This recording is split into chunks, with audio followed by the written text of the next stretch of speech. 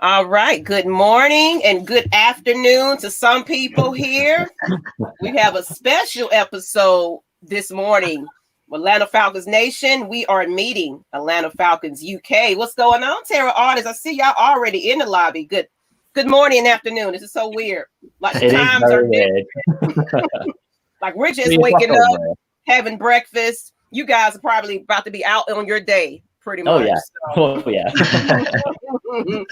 So before we go ahead and get started, let's go ahead and let these guys introduce themselves because everybody know who we are. And as well, we're on your network too. So they're looking at us for the first time. So let me let you guys introduce yourselves and then we'll introduce ourselves. That's how we'll do it. So go ahead. I guess starting from the bottom. Oh, wow. Okay. I'm Danny. I'm part of ATL Falcons UK. We have our own YouTube as well. And we've been lucky enough to collab with these lot today. So it should be a lot of fun. Oh, this is supposed to be awesome. I'm excited. And I guess we'll go in the order of bottom to top. So what's up, Big Low? What in the world? What's going on with you, man? It's your boy, Big Low Country. Y'all already know what time it is. Representing Atlanta Falcons Nation. All right. And we're going to go up to the top. Our new guest at the top. Then we'll go to I'll be last, you guys. Yeah, I'm Callum, the other guy for ATL Falcons UK, and excited to be on.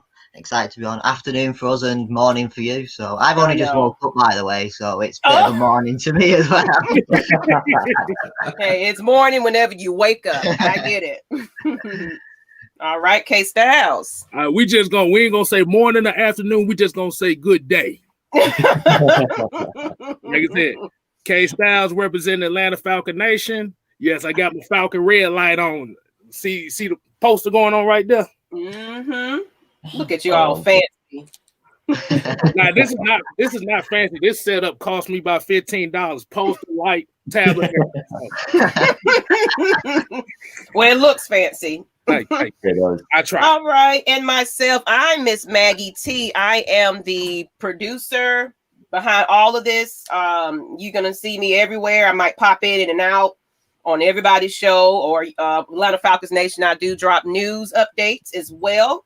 And so I got my own channel. I'm doing it all, guys. I have many hats. I do have many hats. And I invited these guests to be on.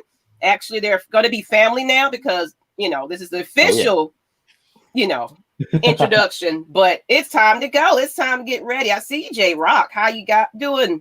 Ezekiel King, what's good? What's good? All right. I'm glad y'all checking in. This is amazing. Everybody waking up with us. That's amazing. What's going on, Tev? All right. So what we're really talking about today is it's a free for all. We know it's been a lot of coaching hires, OCs, DCs, I think we just got somebody from, I can't think of it right now. Washington football team. I got to get used to that. Washington football team. They need a name. So lots of moves made, and a lot of people are starting to, go do press conference about finally getting to meet the team, I'm assuming. And now they're getting an idea of what's going on. So let's talk about that today. So we're going to go into the state of the franchise, so it's free for all. You guys run it, take it, however you want to start it. But I think I want to get into, these new coaching hirings. I know we all individually spoke on it, but, why not do it again? Some people that might not caught that episode as well. So what y'all feel? How do you feel about Arthur Smith and Terry? And, I'm excited about what's to come, honestly, especially what Arthur Smith had to say about that defense. What you think about that? Where are we starting? Anyone. I'm looking forward to what Arthur Smith can bring to us. He's looks a little bit shaky in his press conferences, but it's early days, so I'll let him off because, first time as a head coach, brand new team and everything, so it's a lot to take in. But, he's saying all the right things. He seems pretty happy with what he's got so far. He's very clear in his direction that he wants to take us, so I've only got good things to say about him up to now. I think so. What do you think, K-Staff? Hey, only thing I gotta say is accountability. Yeah. I heard that a lot. like you said, he was shaky a little bit. Yeah. But like I said, nerves. it could have been no worse than the introduction of the Philadelphia Eagle coach. Now that was trap. I didn't see that. Oh boy, this dude was reading off a piece of paper and he was still struggling. Wow. But you got a coach who biting people's kneecaps and stuff like that. But like I said, what it sounds like to me is he's gonna bring this CEO mold that he grew up with. Yeah, like I said, since he started from the bottom, did his own path.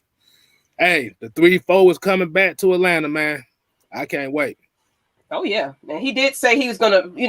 They asked him which way we're going. He was like, "We're gonna do it all." Pretty much. So it's going to be 3-4, 4-3. It's going to be a little switch. And he said that every single player is on that defense. Everybody's going to be doing something, and that's what I like to hear. Not just one player, depending on these couple of players or favorite players. Yeah. Oh no, everybody, like you said, accountable for each other, because we need to be coming from every angle, getting to these quarterbacks. I think that's the most important thing, really. I think I'm excited about the appointment as well, and especially what the accountability is the main thing for me. Like, if you're on a 25 million contract or you're on a 500 grand contract, don't matter. Like, if you do your job, you'll be in the team no matter what. If you're getting paid 30 million and you're doing awful, you'll be out of the team. So I like that. I think it's been different to what obviously DQ was like for the last so many years. So I think it's a positive step, and I can't wait for this offseason. Can't wait. I cannot wait. I'm excited. I do hope they open up training camp a little bit to the fans, at least so we can kind of experience that just a little bit. I think that would be kind of fun, because this COVID just got us all different this year. It's just not the same. I mean, it's been a weird season and all, but at least it's a good season to get out of the way now. 4-12 was not a great way, but at least we didn't have to sit and watch it in the stadium every week. So, we couldn't have anyway, but absolutely. It's like whenever you hire new coaching staffs, you always have to consider it's just like a job interview whenever they go to that first press conference. Yeah, because look. Everyone can get excited, and we can all say, "Oh man, this sounds good," and this sounds good. But end of the day, we don't know whether or not we should get excited until September, until October, until November. So it's like you can say all the right things, but I think he's one of those guys.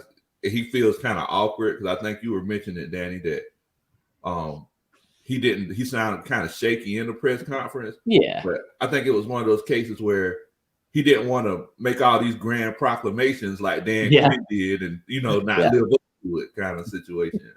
Yeah, no, I agree with that. Like, he was shaky in terms of a bit nervous, but everything he said was right. So that didn't concern me, because I thought, I'd be nervous as well, sat in my first, like you said, it's an interview to the fans at that point, isn't it? To get the job, you interview with the GM and everyone, but that's his interview to us, trying to make his mark. So I'm more than happy with it so far. And like Cal said a second ago, this off-season for me is going to be the most exciting it's been in years, because we've got a brand new direction to take. Whereas under Dan Quinn and Tom, we kind of knew what we were going to get in the off-season and like the sort of players we were going to bring in and what direction we were taking. But this is completely new to us. So I think it's going to be a good one. It's going to be a good draft and a good free agency.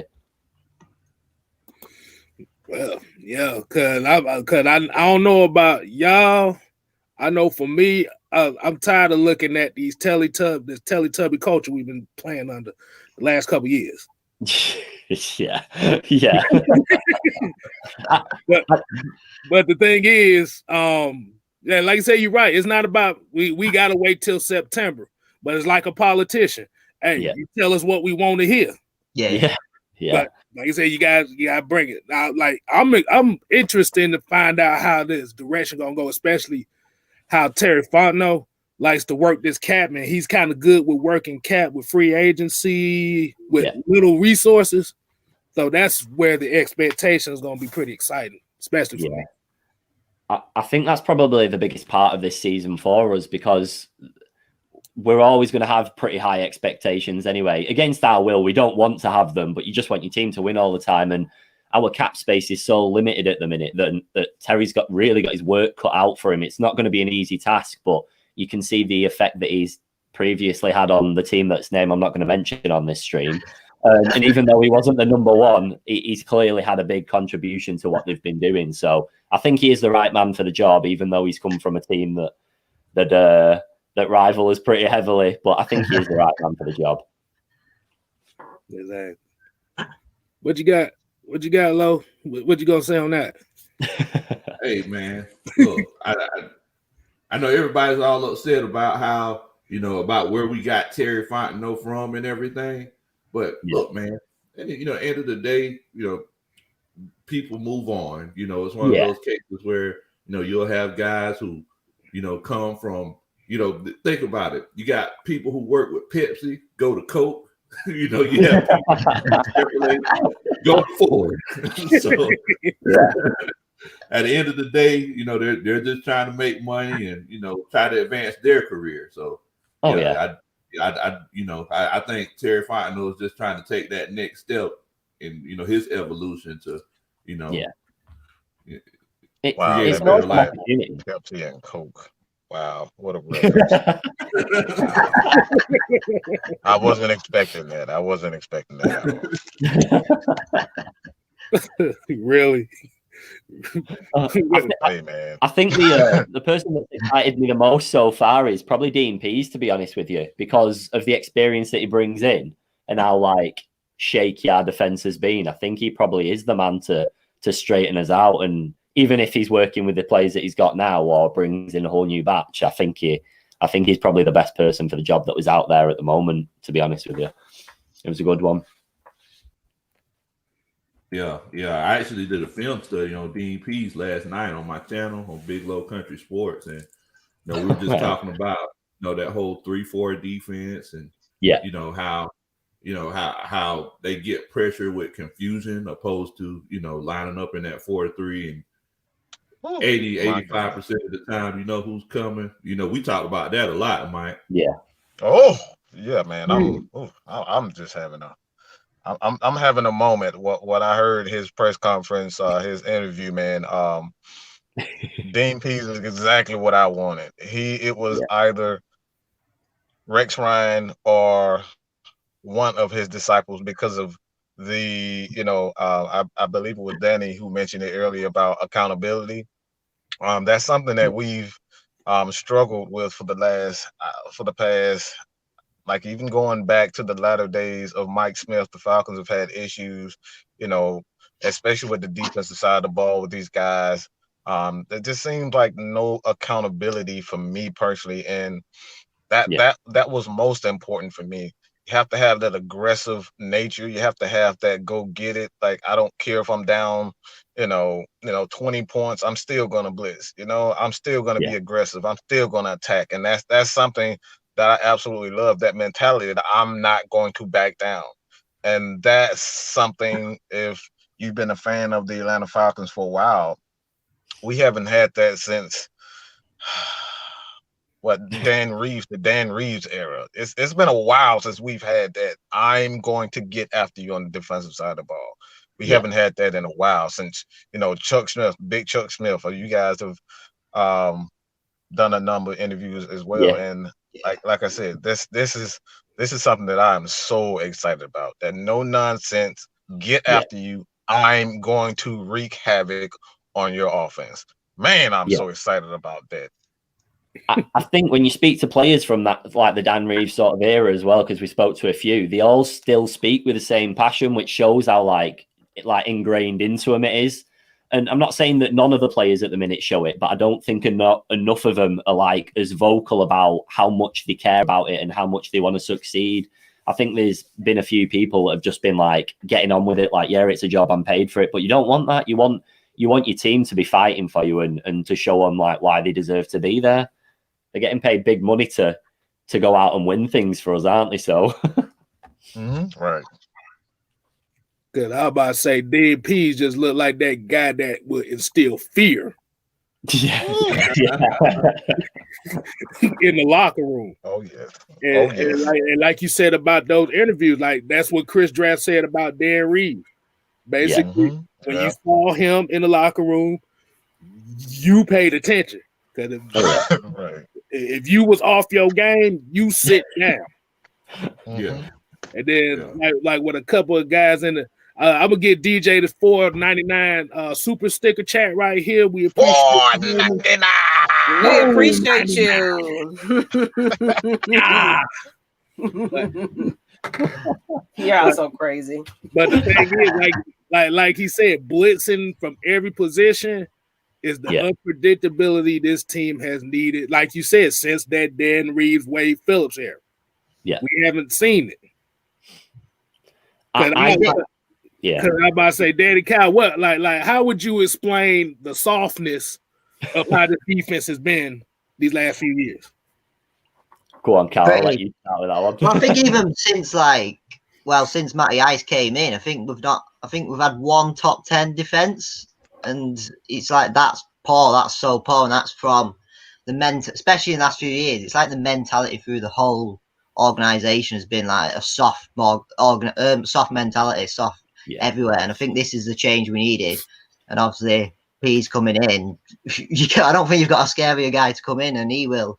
Some of them, like our defense, isn't that bad. Like some of the plays at all. And I think if we had played people to it, and we had a bit of that frightening to the plays we have now, I think it'll work out definitely. I think they're they had been too pacified a little bit. Just like we were holding their hands. Oh, they knew they had a contract. It's like, you know what? I'll show up when I feel like it. I know I'll have a job tomorrow. It was that type of deal. So that's how I felt. I felt like it definitely wasn't no accountability, and these players was just getting away with murder pretty much. It was just like, okay, you had a bad game. All right. Show up tomorrow. It's okay. I think that was probably the case all over the field. I imagine if you go in at half time under Dan Quinn and you're down, all he does is pat you on the back and say, do better next half. That's not what you need. You need to get fired up, and you need to be like really high rate all the time. And I just, even though I liked him as a man and he seemed nice and everything, nice is not what you want in the NFL. You want success, and nice doesn't get you anywhere at all. Patting him on the back when they're fully grown men playing for insane money for a world-renowned team. No, you need to light them up. Yeah, I tried to be nice one year whenever I was coaching. Team played terribly. I tried to be everybody's friend and be nice. We sucked. Hold on. You was a nice coach. What? I just tried it. What the world, bro? I just tried it. I said, "Oh, let me try to be nice one time." We were terrible. Next year, I was the first person in the locker room, whatever. And then, I because every coach has to snap every now and then. I just started throwing weights around and just snapping. Looking crazy. Broke my hand, I would be punched the wall and all kind of went undefeated. There we go. Exactly. Hey, like I said, we didn't need a culture of coaches bringing moon pies to the pizza party. We didn't need. No. And I want to acknowledge this. Everybody is up with us this morning. What's really going on? You see the numbers are going up, and it's a great Saturday. UK guys. They excited to see the UK guys. Come on. Everybody, there's 72 people in here. Go hit that subscribe button on that channel, man. Come on, let's go. Please. Let me put that link in the chat. Y'all go ahead and subscribe to the guys. But please subscribe to them. Let's get to some of these comments, though. We need to sit players down when they're not playing good. Teach them a lesson if they're not going to play their best. From Archangel, I agree. 100%. You don't need a friend. You don't need a coach who's going to be a friend all the time. You need a coach who's going to be a coach, a boss. I'm your boss. Do what I'm telling you to do. Basically, don't fear me. Fear me. Kind of thing. Yeah. You need a coach. Oh, Mike. So, make them feel uncomfortable. Uncomfortable. That's it. Yeah, exactly.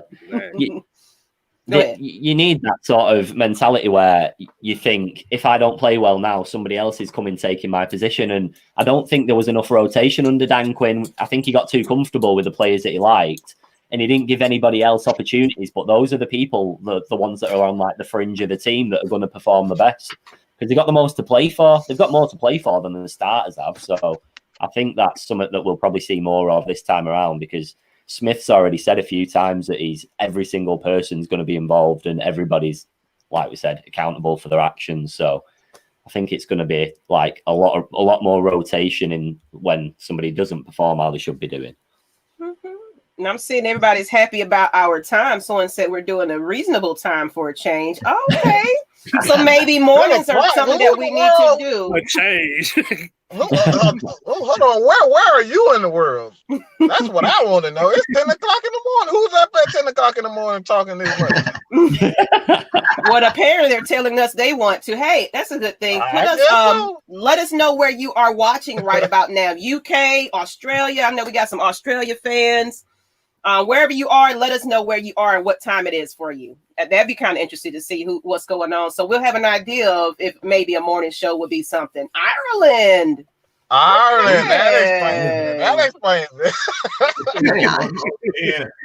Oh, another Ireland. Okay. Okay. All right then. Okay. All right. It must be mine and Cal's accents. It's drawing people in. Your accent too, though, for our Falcons fans in Georgia. I know. It's like, this is so amazing. Oh my God. Hey, Lo, they talking about they asking you where your moonshine at, like at 10 in the morning. Well, hey, you got moonshine, I got beer. So this is my breakfast. So I'm good. I got Coke today. Well, we don't know this is moonshine. It might be water and it might be moonshine. You gotta stop playing with these boys. It's in my cup, K-Styles. Well, we talked about these coaches just a little bit. I think we got an idea of that. Let's get into really what needs to happen with this draft. Our needs. What do you know? Of course, we're not gonna go with who you think we should pick. You can do that if you want to, but really, where are the areas that we need to address? And I feel like honestly, music. I don't think we're going to stick at 4 because of the fact that it's some, teams that really are in desperate need of a quarterback. So, that's just my honest opinion. But of course, you never know what's going to happen. Sometimes the way they're talking, we're going to go for the best when we can get the best. So we could stay there. You never know where they're going with it. So what do you guys think? I think it's a bit of a weird one because in my head, we don't need a quarterback. And I don't think we should waste a pick on the quarterback. But you look at it we don't want to have the 4th pick in a draft for the next 10, 15, years now. So is this the right time to get a quarterback? Maybe. I don't want us to get one, but I think it's probably our only opportunity to get a really high level one. Obviously, you can get them at lower rounds, but like people like Justin Fields are only going to come around once. I'm not saying he is the man. There's plenty more out there this season, but when are you going to get another opportunity for somebody like that? And when are we going to have a pick so high again? Probably. Or hopefully not for like 10 years minimum and the rest. And the way you just said that is what we've been preaching on Atlanta Falcons Nation as well. Everybody just trade everybody. Julio Jones, we just need to trade the kitchen sink for a quarterback. I mean, if we do, we do. But, there's not a desperate need for one, but it's pretty much up to the coaching staff at this point. So we really don't know what direction it's going to be. But if we get one, we get one. But if we draft one, maybe later on down in the draft, possibly. That's just kind of how I feel about it. What do you think about that, Matt, Mike? Cal. Let Cal go. Okay. Yeah, because mine's not going to be too nice. I think it's quite exciting, really, because no one knows. Like, sort of last year, we had like the 16th pick, and we sort of knew was what we sort of needed. And even though this year we sort of know what we needed, but because we're at the 4th pick, it's like, do you go for a quarterback? Do you not go for a quarterback? I wouldn't mind trading down. I would like to trade down and then wrap a few more picks and then get what we need. But it's going to be an exciting one because no one knows. It's a new coaching staff and no one knows where it's going to go at all. But I am for trading down. But like Danny said, I don't want to be the 4th pick next year or the year after either. Oh no. And I don't think we'll be with the coaching staff we have. But it's also like, do we get a later round quarterback and then put him behind Matt Ryan for 2 years? Matt Ryan's he's fine for the next 2-3 years for me if he keeps performing with a new offensive coach, new coaching this year. I think, do we just get a later round, even a third or fourth round, and put him behind Matt Ryan and see what happens from there? Let's see. Devon Johnson said we need a running back. I see some people put in what we think we need. I think those we definitely gonna probably go linebackers. I definitely know that with Arthur Smith. Yeah, I think so. We don't need a quarterback. Mm-hmm. I'll just say this. I have a slightly similar, opinion with both of the guys. I've always said that right now, when you look at the development of this team, we don't have issues with developing talent. Like I don't think we've ever had a real issue with developing talent. I think the issue with this team has always been with schemes. Like, are we going to run the ball this year? Are we going to throw the ball? Are we going to blitz? Are we going to be a 3-4 team? Are we going to be a 4-3 team? Like, are we going to play more nickel? We're going to play more dimes. Like, every year it's something different.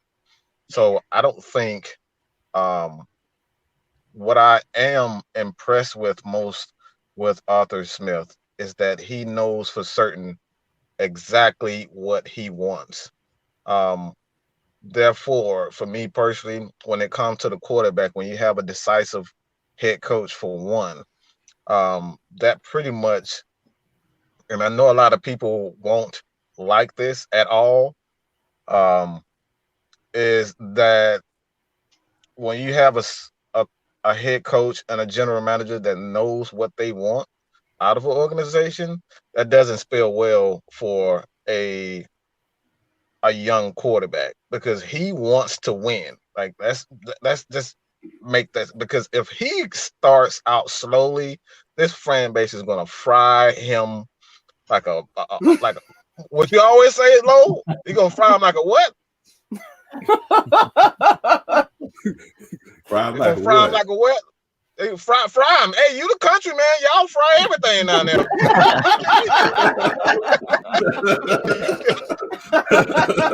You gonna fry him. We gonna fry him like a bucket of fish heads? I don't know. Hey, he's gonna fry him, man. Hey, he's gonna fry him. But this fan base is a hostile fan base, and I just don't think we have the patience for a rookie quarterback, to be honest. And we've been losing. Like we've been losing for the past. I just don't think this environment and the fan base is patient for losing, and a rookie quarterback to wait 3 years for the rookie to, find his own. Because let's look right now. You look at Miami, Tua. I don't know how the hell you say his last name. I just call him Tua. But Tua in Miami, he's getting, like, they have no confidence in the guy. This dude hasn't started a whole season and they're ready to get rid of him already. So our fan base is much worse. So you really think that our fan base is going to welcome a rookie quarterback? I just don't see it. So I think the best bet is to, still draft a young quarterback to kind of groom behind Matt Ryan, because the system hasn't been in place, hasn't been put in place yet. So, like, we don't know if Matt Ryan is going to struggle with Arthur Smith's like he did the first year with Kyle Shanahan. So it's so many variables when it comes down to, these quarterbacks, and having a young quarterback who hasn't been in the league. One, he doesn't understand the system. Arthur Smith, like, those are two things that when you look at it, it doesn't sit well for a young quarterback. You have to have a veteran quarterback to, to kind of understand his system and, just set the tone for what we're going to see for years to come. So I don't think the Falcons should draft a quarterback based on what I just said. And I think, like Lo said, he did a film study last night. If y'all go over to his channel, Big Low Country Sports, check it out. And just to see what we're up against right about now. Just to get a little idea of what Arthur Smith is all about if you really haven't checked him out like that. So, I think that's cool to go ahead and check that out. But yeah, I don't think we should go with quarterback first. And we got definitely more needs. Like someone said, trade back and still get extra. I can absolutely agree with that one. Yeah. I think it's one of these situations where one thing that everybody has to consider is that we're changing the landscape of this team. So as we change it, we can't look at this team like we did these past few years. So everybody said we need to get we need to get a defensive end. A lot of people are saying we need to get a defensive end, or a lot of people saying that we need to get linebackers. Yeah. If you watch that film study that we did last night, and you see that if you watch those Baltimore Ravens teams that Dean Pease coached up, and those Tennessee Titans teams, the thing that they had that we don't have is that big boy with that hot dog on the back of his neck. Right. The thing that they have that we don't have is the boy with the belly that's blowing up the cake out. That's what that's what we don't have. Like, we got some guys that are kind of big, but we don't got the 330, 340 guys that, cornbread fed. The cornbread fed, syrup sandwich, buttermilk drinking guys that, the country strong. Like we just don't have that. So it's like, whenever we talk about this draft, like there are a lot of positions that we could go with, but we need, if we want this defense to be good for a few years and change this culture, it all starts right in front of the ball. So like we need that game changer, like right in front of the ball, playing nose tackle to change the whole culture. If you change that, you change the whole defense. Yeah. Yeah. So basically, he's saying if his neck don't look like this. This is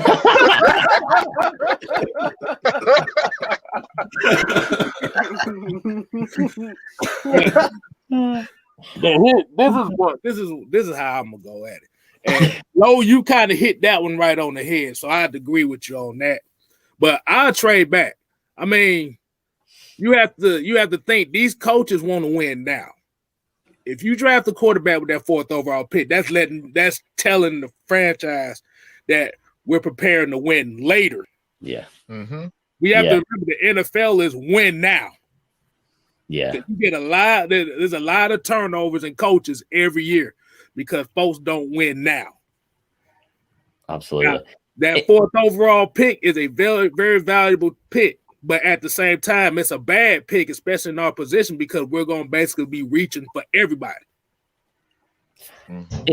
If you were to trade down, though, what would you expect for the 4th pick? Because that's for some teams, like Maggie said earlier, everybody wants a quarterback this year. There's only about 5 teams with a settled quarterback. So, what would you want for it? But here's the thing, though, because I kind of took a look at how they kind of value those type of picks. Usually, teams that trade up to get to their 4th pick would not only swap 1st-round picks, but they'll have to give up a 2nd-round pick in the draft and a 1st-round pick for next year's draft. It might be 3 top 30 picks. Hey, like I said, the way that this cap is now, you can't afford a lot of big name players. No. The way that this cap is set up, so you're going to have a unique situation also. Yeah, they're in a unique situation where this is a young enough team where they can kind of, get a couple of picks. You don't have to get, at this point in time, you don't have to, take a team for everything that they got, because the Falcons have a young enough defense. You have Grady Jarrett, Deion Jones, Foye Oluokun. Those guys are very young. AJ Terrell is a young corner, as well as Isaiah Oliver, the offensive side of the ball. You have Calvin Ridley, who's due for contract. Hayden Hurst, he's young. These guys are very young. You can trade those guys to other teams to kind of get extra picks. So I think they're in a unique situation where they don't have to take a team for everything that they have. And that right there in itself is something that a lot of teams don't have the pleasure of having. Yeah.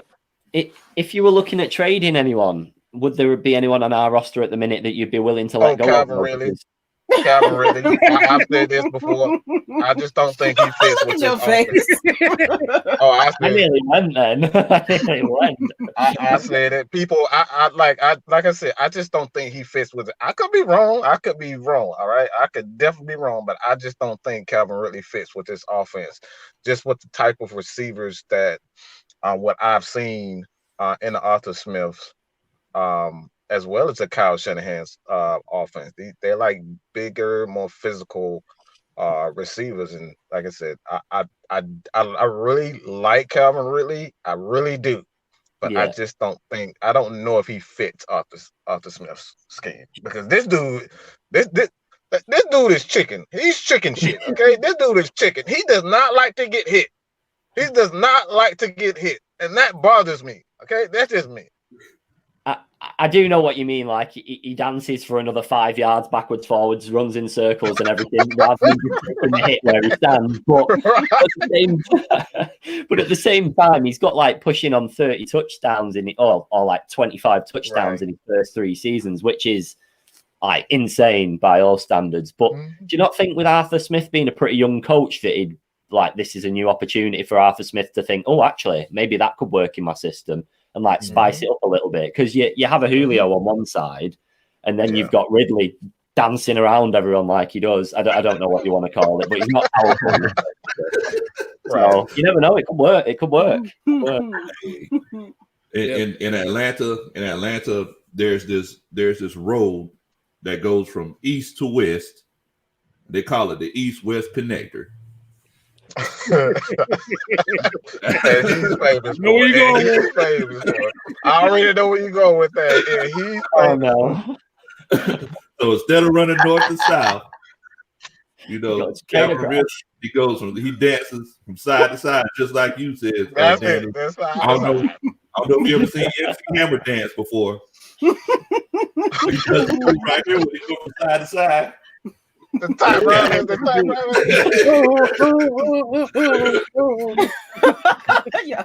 What is happening? Kyle, what you think? Kyle, what you got, man? For Ridley's not going anywhere for me. Absolutely nowhere for me. I've just bought a signed shirt of him. He can't go anywhere. But no, with going back to sort of the quarterback and the draft, etc. I think this team's not a 4-12 team. Everyone knows that, and I think if you draft a quarterback, you are setting yourself like what you said, 2-3 years down the line.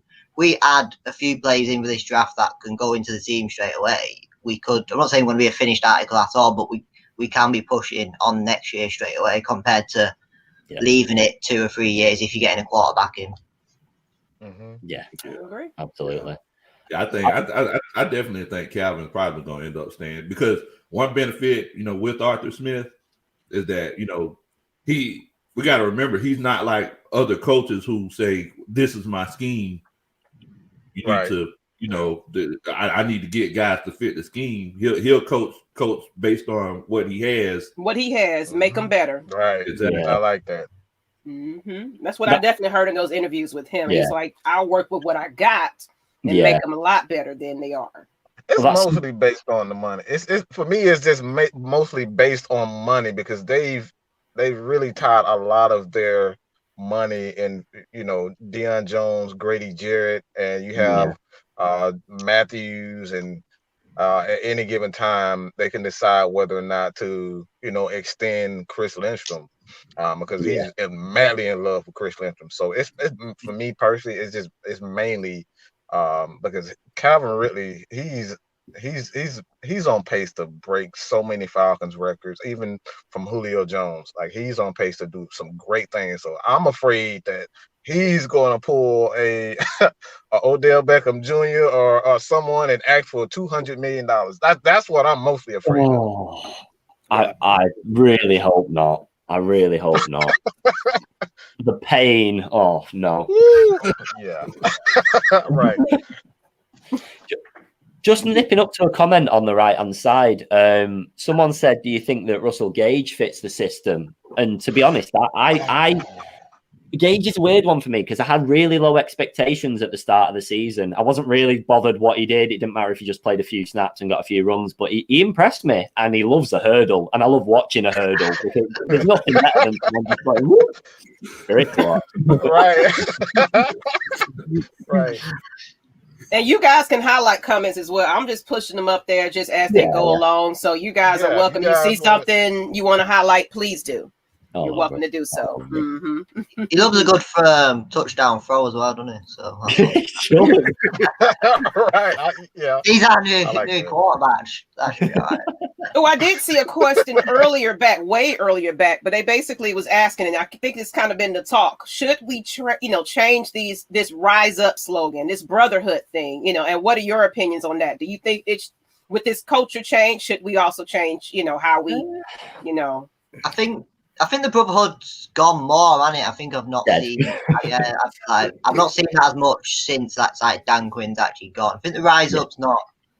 I like the rise up. I think that's more to do with I don't know the organisation itself, but I think the brotherhood was all to do with Dan Quinn. I think, but I think that's on its way out completely now. Which I think it needs to be. That was Dan Quinn's thing. We're moving on. It's a new scheme, new coaches. I think so. And I guess rise up is here. Is what it is. I won't piggyback on that. Hey, Mike, you know where I'm about to go with this, right?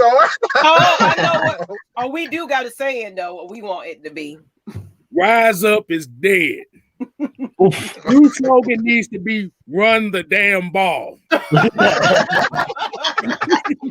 Hashtag, I'm gonna put it in the chat. Hashtag run the damn ball.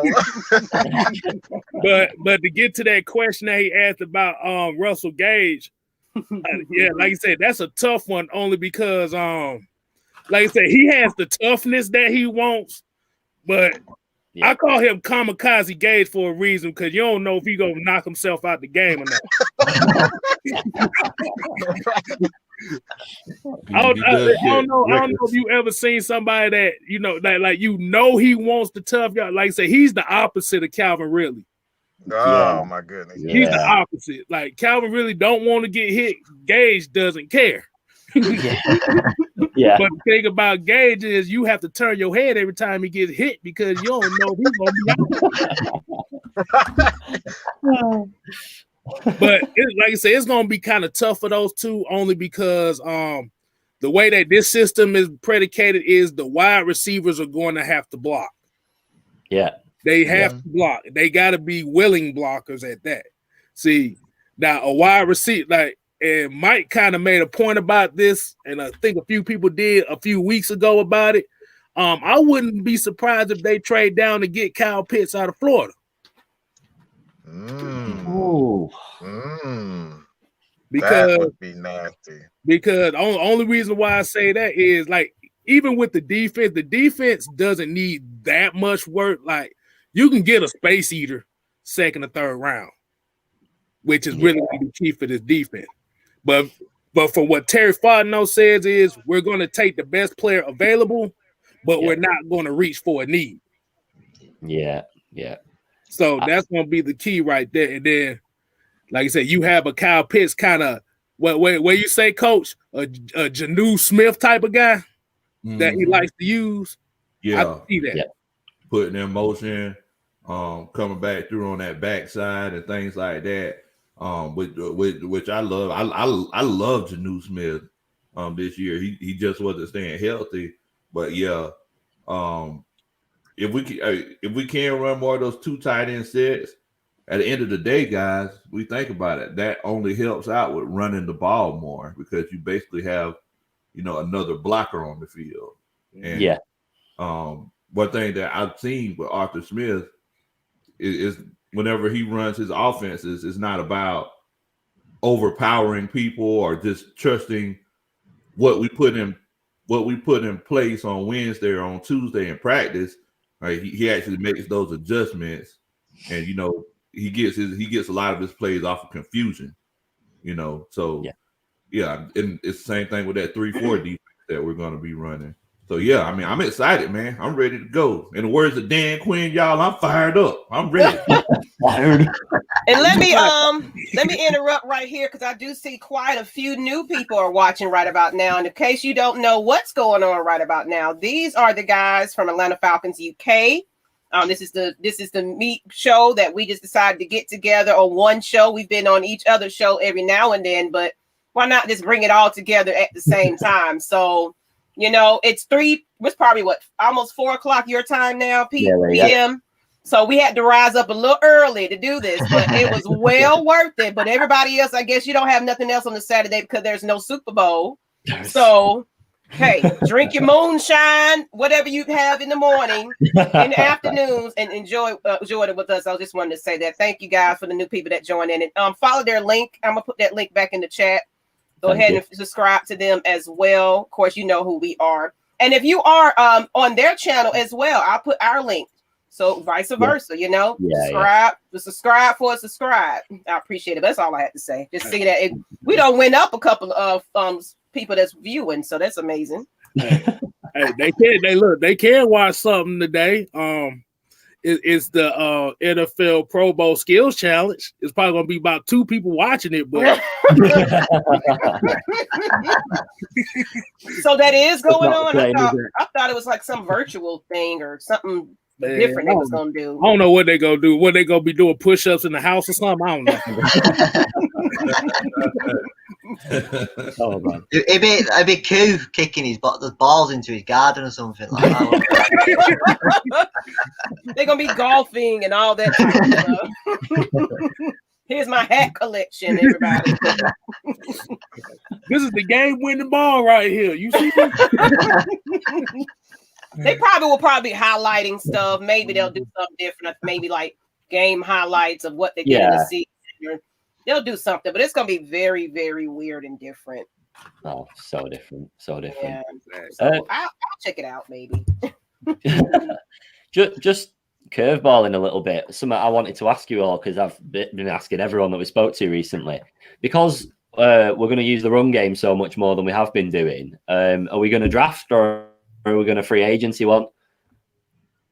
Well, you broke up. I didn't hear it. I don't know if anybody else did. Well, then, I'll go again. Just in regards to a running back, do you reckon we're going to draft one or use free agency for it? Because our run games, it was terrible under Cotter, but that's his fault, not the player's fault. But I still think we need a big machine, and we just don't really have one that I see fitting the mold at the minute. So, is there anyone that you're after? I don't know who. Well, I do think it might be probably addressed in the draft. I believe so. I think that's going to be the case. But I haven't thought about who I'm going with because right now I just don't know what this identity of this team is going to be. So, like I said, I'm just going to watch and see what happens. But I don't have a person I've been targeting. Anyone else? You know what? That's kind of an interesting. I'm glad you actually asked that because the thing is, we actually have a couple caping running backs on the team that just ain't used. Yeah. Now, if your question is Todd Gurley going to stay? He might stay based on this is a type of offense that he thrives in as far as the outside zone run. This is a type of offense that he loves. See, we have to remember the dirt cutter, the farmer friend offense is predicated on throwing the ball down the field and taking chances, which is what this team is not built on. Yeah. But I'd literally try and avoid DK talk as much as possible. Nice. So that's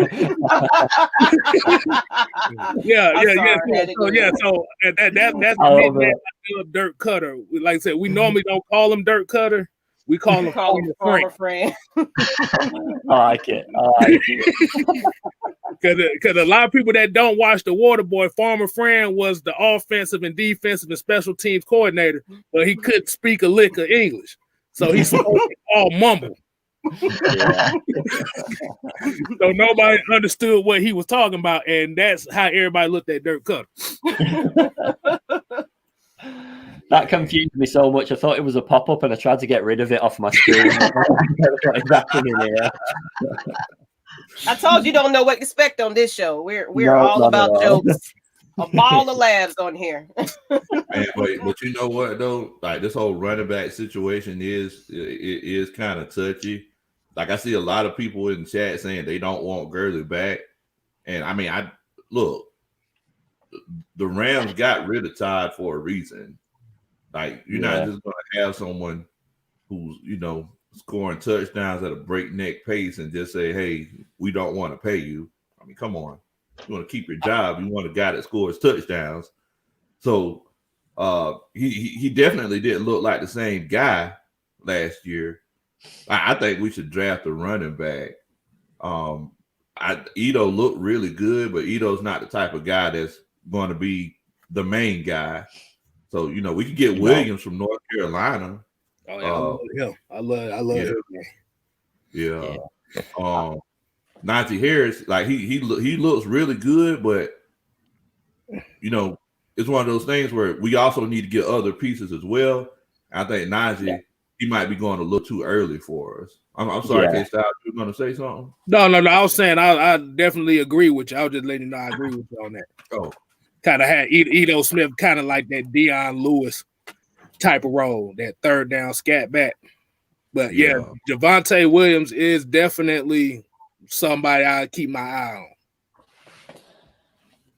Yeah, I'm a little bit on the fence, especially about Gurley, because obviously he came in on such a low contract. What was it, like $5 million or something like that, which is pennies really for the amount of touchdowns that he got in a really, really poor running team.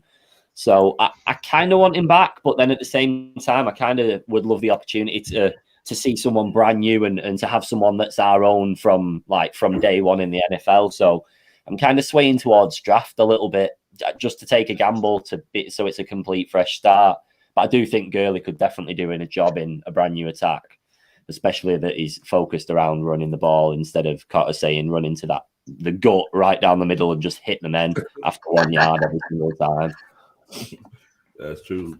I think that's good. That's a good point. I think with a running back, I think it might depend on if we draft down, trade down our 4th pick.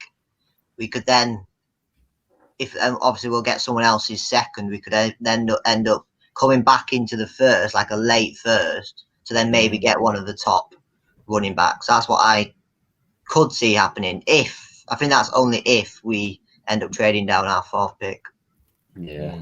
That is a pretty interesting concept that you say, Cal, because we've seen that done over the years where like teams will trade out of the first round, and next thing you know, by the end of the night, they traded back into the first round at like 26th, 27th, and got a player that just changed the whole complexity of their team. So you make a good point there. That definitely could happen.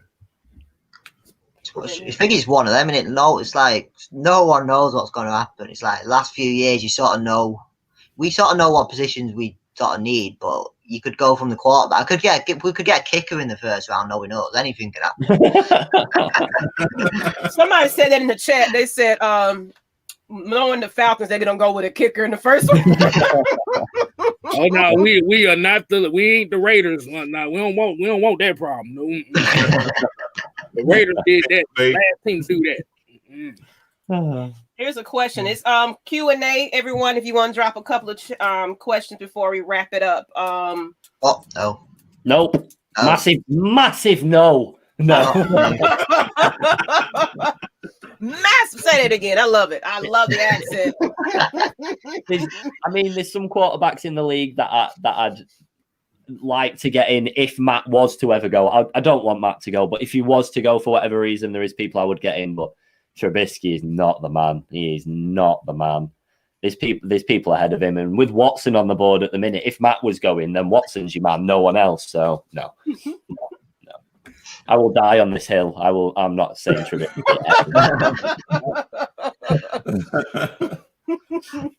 Somebody said, hell no. It feels you exactly. Hell no. To the no. That's great. That's great. What y'all got to get is Mitch Trubisky, man. Bro, I'm finna tell you right now what if you thought Matt Ryan got a lot of, you think Mitchell Trubisky stands a chance here? I think it's his name. That's what I think it is. I think whenever people say his name, they just want to say his name with disdain. That's what I think. I think people want to say it with positive inflection. They be like, yeah, like Mitchell Trubisky. Like Mitchell Trubisky. You have to remember, Mitchell Trubisky was picked ahead of Deshaun Watson and Patrick Mahomes in the draft. Yeah, he was. So you knew if he didn't live up to it, he was going to get the disdain of everybody. Yeah. I mean, the only thing Mitchell Trubisky got on him is he the first Nickelodeon valuable player. That's the only thing we know. Oh, that's so interesting. Oh, God, it's so weird. I think that the girls just had a crush on him. That's what I think. I think the girls was like little girls, little 11-year-old girl, like, oh my God, Mitchell Trubisky, he's so hot. Oh, yeah, hot garbage. That's what they. And we got another one. Get Matt Stafford. No, get Banker. No, get the guy. No, but I wouldn't take a gamble on anyone mid-level. If we were going to do that, we may as well use Kurt Benkert and just dink him out there because he's not going to perform any worse than anyone else, I don't think. So, again, I will die on this hill. I will stick to Matt Ryan and what we have. Unless we can draft Fields, then I'll take Fields. Yeah, I think a lot of people want Mitch just because not Mitch, but Stafford just because he went to UGA, University of Georgia. But we want all the Georgia players. Oh, get this one, get that one. You see how that worked out, right? Hold on. Another question. If Matt Ryan got this much hate and only missed 3 games, and Matthew Stafford is a possibility to miss at least 4 games a season, how you think fans gonna really take that? Even though he's a Georgia boy. That's what I'm saying. At the end of the day, these fans like these fans here in Georgia, they don't care if you good or not. If you don't entertain them, you're basically on the shit list. I got a question though. I got a question. Why do we call Matt Ryan Matt and Matthew Stafford Matthew? Like why? Like what's up with that? In my opinion, I don't know the answer to that question. You know what? Because we got so many Matts, we got a whole new Matt, Matt Pease. We just got Matt all on the thing. So you got to be a Matt. That's what I think it is. It's the culture of Atlanta. Everybody's a Matt. Hey, he looks good. He's a Matt. Put him on kicker. Look, I'm so sick of these Matts. We probably gonna draft another Matt in the Let's see. It was Matt Ryan, Matt Bryant, Matt Gano, Matt. There was one more I'm missing. I'm missing one more. Shaw. I said that one. Okay. So about 4 or 5 Matts on the team. And we got a new Matt, Pease. So. I can't remember who it was. We got Matt Hennessy as well. Matt Hennessy. Yeah. Hold on. Somebody said it. Oh yeah, Matt Hennessy, Matt Bosher. But yeah, I take Matt Ryan all day because he's a single syllable name quarterback. Y'all know how I feel about single syllable name quarterbacks. They always perform better, in my opinion. Is that all we're running the draft off now? If they've got 1 syllable in the name, then we're all going to Well, look, they saying Trey Lance, and the 4 development behind Matt over Justin.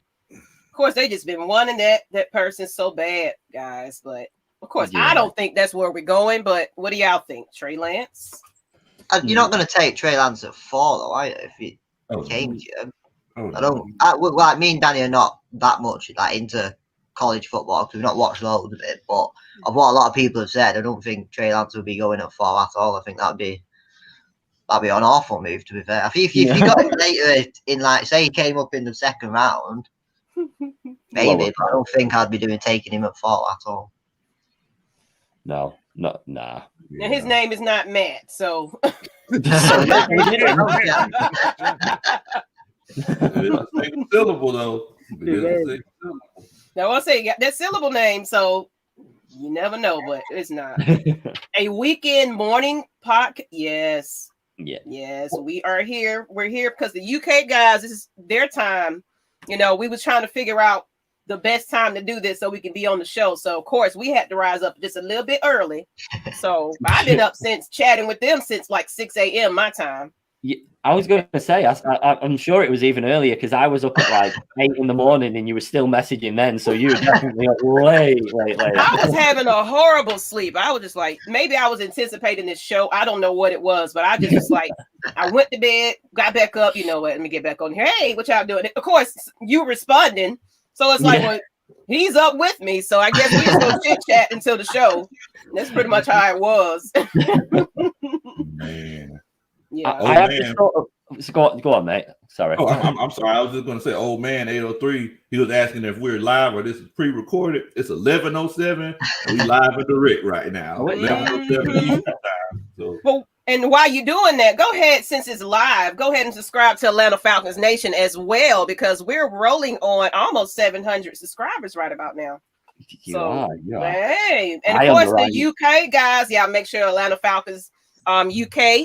Follow them on. I put the link in the description in the channel, so just scroll back up and find that. But give these guys some love as well, because you're probably going to see their faces again. But let's go ahead. I didn't want to interrupt, but since he didn't know it was live, I said just do a little plug here and there. Well, one thing I was going to ask actually is I don't know if any of you seen, but Big Ben said that from the Steelers said that he's not bothered what he gets paid in his last season. So he's willing to restructure his contract and everything like that. Matt Ryan to do that to give us a little bit more wiggle room. Would that be a feasible thing? I mean, they can do that. They can, and I know he's done it before. That's what I mean. Just with our such limited cap space and new GM and new coach and everything, a whole new project. Surely Matt wants to. He probably knows he's only got like a handful of years left in the tank. So surely he wants to surround himself with the best people.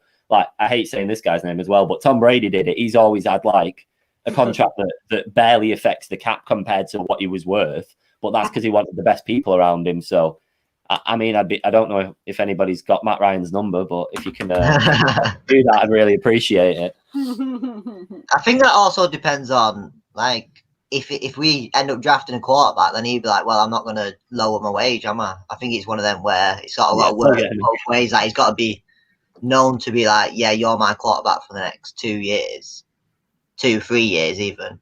So if you do restructure your contract, you're my quarterback for so many years. But it might work both ways, really. But it's a very good point. Like, obviously, a lot of people do it. I think it's a good idea, especially we're of course we always say it every year we want to go to the Super Bowl, blah blah blah blah. But I think this year the tone sounds just a little bit different. It's like we need to win now. So whatever we can do right now, because we're that team we had, that record we had, that wasn't us at all. We can at least contend. I mean, even based off the performances that we actually put in, if you minus the final quarters from all of the games, we were like 10-6 or something like that. So all we need is a little bit of stability, and I'm sure we can compete again. Oh, absolutely. But I can't decide whether we want it now, but is it realistic at the same time? I can't decide. Like I said, like Big Low said, we got to wait till September, to be honest. And then you also have to remember you have a GM and a coach that got really good poker faces because they ain't telling you nothing. No. You gonna find out on draft day. But the thing about if you actually look at how this team played last year, we were 0-7 in games decided by 6 points or less. Ridiculous. Exactly. We had margins. They said we had the greatest point differential for a 4-12 team in NFL history.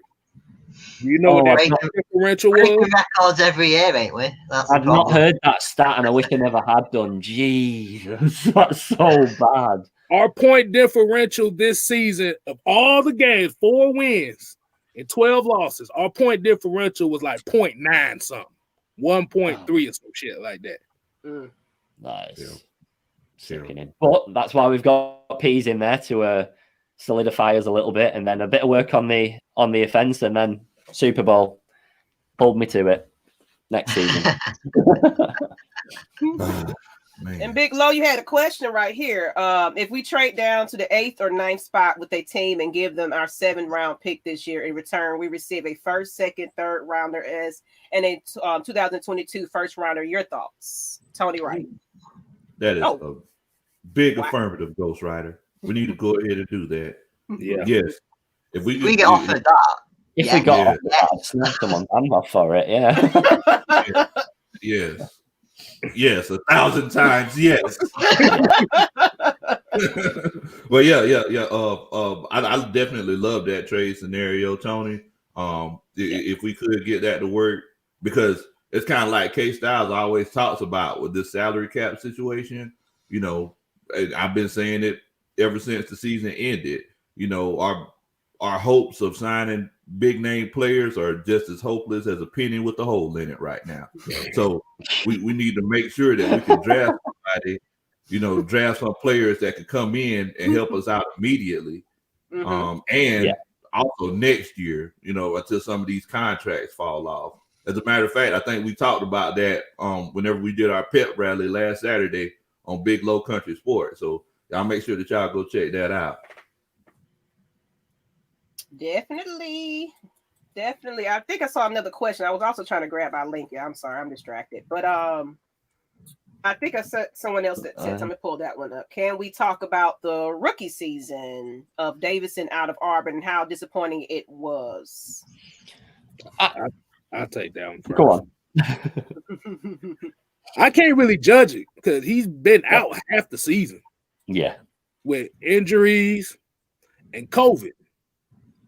Like I said, he done had some spots to where he looked effective, but said that comes down to he ain't had enough playing time to really judge. Absolutely. Now we could say that next season. Yeah.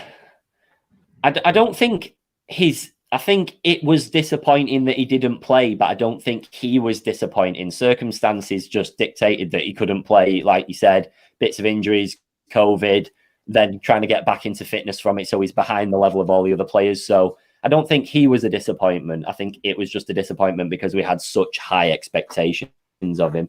Like I was fully ready for him to be a starter in week 3 or 4 and then just absolutely run the game. But I think he's a man that's going to get a hell of a lot of snaps this season if he can stay fit, because he's what we've been missing. He was literally what we missed on so many occasions last season. So I'm really looking forward to it. Yeah. And, like we've been saying earlier with the coaching, like players just weren't in the right position to make plays. So whenever he did play, was it, were they coaching them, teaching them the proper techniques, like hand placement, the way to take his steps to get to the quarterback? Because this isn't Auburn anymore. Like, you're not playing against Kent State. You're playing against guys who, and I think that's what a lot of people fail to realize, especially with that they want to draft up for these quarterbacks. This is a whole different league than college, So, there's been some bust at quarterback, very high picking like that. So you never know what goes on with these people. Yeah. One thing about Trey Lance that kind of bothers me, and I know y'all probably heard this before, is like you said, the one season that he's really judged on is he had 42 touchdowns and 0 interceptions. Oh, we got a super chat. Hold on. I'll let you go ahead and hit that one up first before I finish. Okay. New drop with the $5 super chat. Draft down has to happen. We only carrying over 38 contracts into next season, and trade down and comp picks could help fill out the roster. Okay. Appreciate that new drop. Yeah, but I was gonna go through. Like said, we broke. Yeah, man. We don't have enough money to go grocery shopping, bitch. Hell, we ain't got enough money to buy a stick. Look, we rewashing jerseys for the new team. My mama said that you don't got a pot to piss in or a window to throw it out of. Like, that's where we at right now. You ain't even got a wall to throw it on. but I kind of got lost what I was gonna say because I see everybody talking about Trey Lance and stuff like that. Like I said, I don't really trust a quarterback that hasn't thrown an interception. Like I said, I'll look more into him, but for what I saw was a lot of quarterback powers and throwing 9 routes the whole time. Yeah. Then you also have to look at the competition as well. Now, remember the last North Dakota State quarterback that came in with this same expectation? Y'all remember that name very well. Carson Wentz. So, and then, like I said, we look, because if we actually look at how these quarterbacks is drafted in the first round the last 15 years, there's way more busts than there are successes. Oh, massively. And that's why I think it's probably right for someone to sit for a year or two, because under Matty Ice, at least you've got someone there. Yeah. And then if we are winning games, let them have a few snaps in the last quarter and things like that, instead of dropping them on, because like we were talking about earlier, some of our fans are absolutely brutal. Like a young lad coming in that's fresh out of college, we could ruin their lives if we're in a bad mood on the day. So I think we need to give them a bit of time. Hold on. Look at the comment. Look what he just said. He said Trey Lance reminds him of Jamarcus Russell. Man. Come on, man. Oh, even I wouldn't go that bad on him. I could have swore I seen Jamarcus Russell at the casino in New Orleans one night. He was eating a hot dog and pulling the slot machine at the same time. And you said Jameis Winston was with him too. He had crab legs. And we're gonna get to this last question here. Thoughts on the Kyle Smith hire, and then we're going to probably go ahead and start wrapping it up for you guys. Give you back your afternoon, and they're going into their evening soon. So, you know.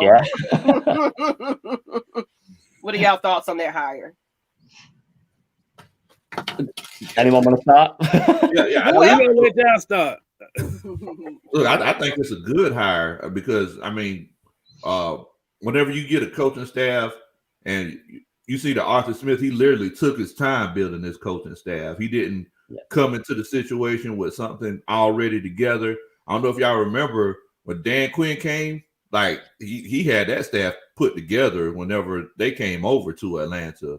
But it's like Arthur Smith, he actually looked at the team first. Yeah. Then he made his decisions on who he wanted to bring in. So, and he's bringing people in slowly to adapt to the coaching staff that he already has. So look, all these guys that he's hiring, I love it. Now, you know, Dean Pease, you know, he does have his AARP card. He's a little old, but you know, he's definitely, you could consider that experience because he's almost twice as old as Arthur Smith is. Oh, yeah. So he's going to be teaching Arthur a lot of things. So yeah, I mean, I definitely like it, man. I definitely. What do y'all think about it?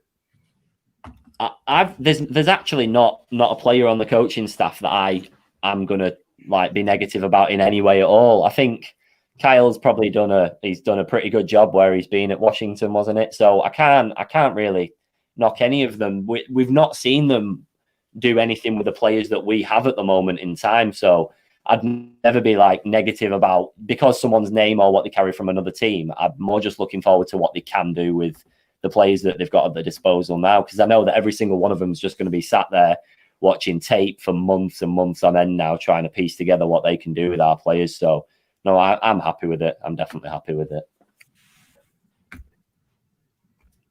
I'm sort of saying with Danny, really.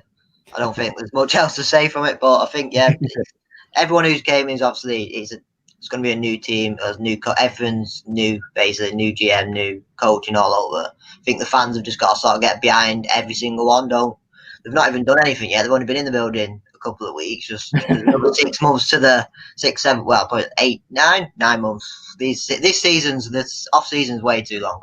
But I think everyone's just got to get behind the team, and everyone who's coming in just get behind and just enjoy it. It's going to be a roller coaster 8 months, but it's going to be an exciting one either way. Oh yeah. I'll tell you what, let me ask y'all something. What did y'all see whenever Arthur Smith and Terry Fontenot met on the field? Did y'all get it? What did y'all think about that? Honestly, for me, that was like a film moment. I was like, I got hyped. I got really excited. I just thought, oh my God, I'm going to see that scene on the Super Bowl field in a few years' time. Whoa! Did he just say that? Did he just say that?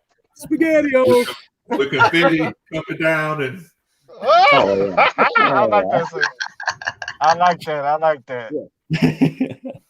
Yeah, we've got a lot of confidence in the team because nobody else does. So we've got to pretend. Right. Hey man, this man making me fall in love with you, man. We're gonna have a bromance going on. A bromance, okay? I'm here for it. Here's another one. Someone asking, "Are we live?" I guess they're not used to us being on at this time, and that means if you haven't been paying attention to our Saturday morning shows during the season. So now you know that during the season, we do have Saturday morning shows around 11 a.m., but maybe we need to push it up to 10. So we are doing this.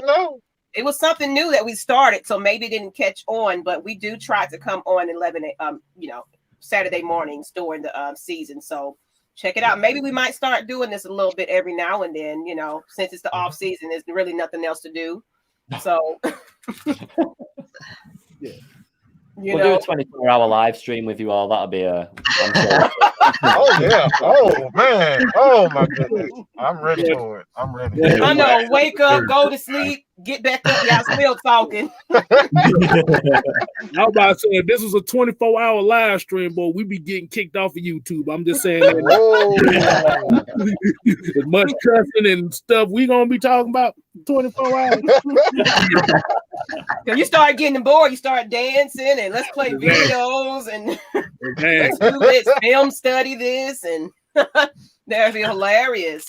But let's go ahead and wrap it up, guys. We call this the 2-point conversion. Just pretty much you can promote yourself or say whatever you want to say at the very end, but we don't gave you guys an hour and almost an hour and a half. So let's just go ahead and we definitely appreciate you guys for joining us, and it's definitely not going to be the last time. Oh no! Thank you for having us. It's been a lot of fun, and I was a little bit nervous at the start, but all we've done is laugh. So definitely do it again. Oh yeah, like at first you got to get to it, got to get the feel of everybody because it's like But like I kept saying, they're the UK version of us, pretty much, because you guys rock, man. Seriously, I love watching you guys show. It's like I said, it's really just a UK version of what we do at AFN, man. I've been watching you guys for a while, and can you hear me? I sound like goddamn Darth Vader with this damn thing.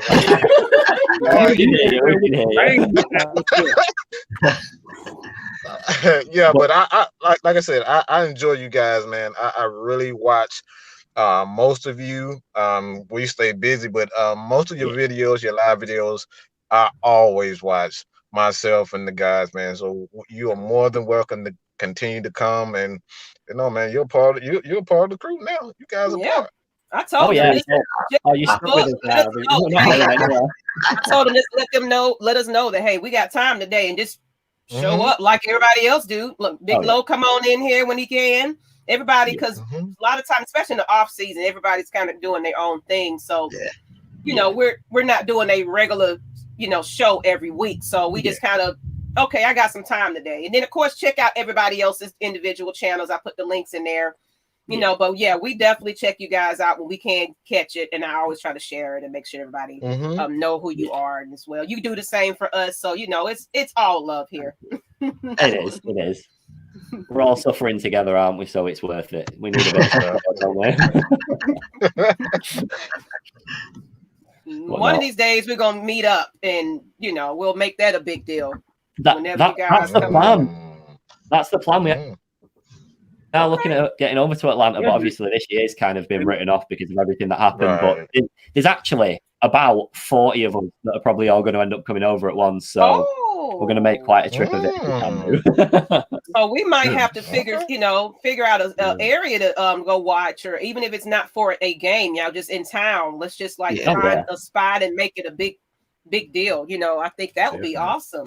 Me and my wife, we were going to come over there for the London game this year. Whenever COVID happened, it got kind of sidetracked. But I'm hearing rumors that it might happen this year coming up. So if it does, we'll definitely be there. I hope so, and I really hope it's the Falcons, because me and Cal was so ready for them. I know. It was so close. It was so close, and it was just ripped away from us. I'm curious. For both of you guys, how long have you been watching the Falcons? Because you're very knowledgeable about them. This is only going into year 3, really. So 2 full seasons, and then this will be the start. Okay. Wow. Year 3. Wow. So. Okay. So I know you too long. So we've still got a lot of things, which is. Hey, you watching them now, so I love it. I absolutely love it. I guess that's all I had to say. I just wanted to, appreciate you guys for being on. Follow all the channels. Atlanta Falcons UK, give them some love, everybody. If you're watching right now, give them some love. If you're on their channel, come to Atlanta Falcons Nation and give us a subscribe. The Senior Bowl is at 2:30 Eastern Standard Time. Okay, so we got the Senior Bowl coming up, people. I guess we'll watch that. We'll talk about it if we care. But that's our GM, Tony Wright. That's our GM. Anyone else? The Senior Bowl, man. You know what? Arthur wasn't they? Dan Quinn and them they love the Senior Bowl. Oh yeah. And you see where it took us.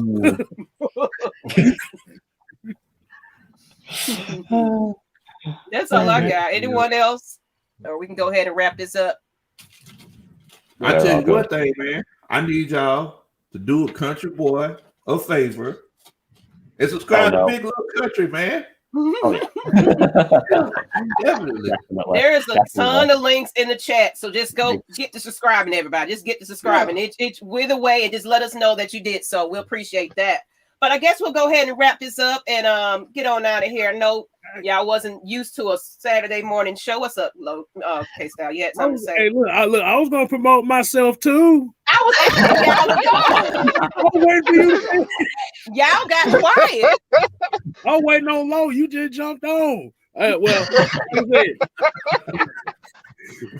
like giving her a hard time. It's just fun. But basically, we appreciate everybody joining in with us. We appreciate the UK guys joining in with us. Oh man, this was amazing. This was great. This was best of what they say. This is the best of both worlds. It is. Yeah, absolutely. But basically, make sure y'all subscribe to the Atlanta UK. Make sure y'all subscribe to them. Please, because we're so low on subscribers. We're so new. But you're growing. We got you. We absolutely got you. We're going to make sure that you get shared everywhere we can put you. So, look, just keep showing your face. Show up. Let us know. Hey, we need some subscribe. We're going to get on the show today. Okay. Come on. Oh yeah. We'll be all over it now. We'll be all over it.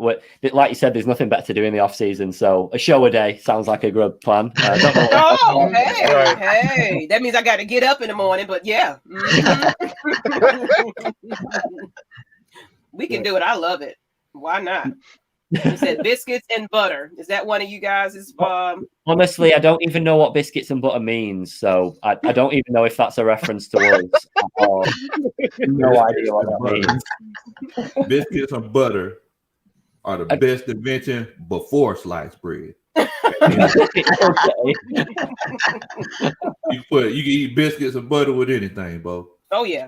I know. Now I know over there, biscuits are cookies. But Yeah, over but here, biscuits are a handful of heaven. That's what biscuits are. That's what I was going to say, because a biscuit to us is a cookie to you. So I don't. Well, a cookie and a biscuit are the same thing over here. So what on earth is a biscuit? Like, what is a biscuit?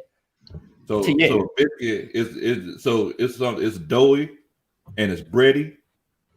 You can use it to eat meat with it, meat, cheese. You can put syrup on it. You can put jelly, honey. Oh boy, I started to get excited over here, boy. I don't even know. Is it just a fucking bagel or a muffin or I don't even know. It's just a damn bagel. That's all it is. It's just a fucking bagel. All right? No, it's more doughy than a bagel. It's more doughy than a bagel. And all y'all in the comments, y'all help me explain this man what a biscuit is. So what a biscuit is, because it's hard at the top, it is hard at the bottom, it is soft in the middle. Yeah, and especially the kind that you can layer off at the, the good dough. Good, kind of. Oh yeah. Hey, I mean, especially homemade, boy. You get them things homemade from scratch, boy. Ooh, boy. Right. Well, when we come over, you know what? I think we've been. That's what we go. We'll make sure you have some biscuits, grits, eggs. We'll have all that for you. Yeah. When you come to Atlanta.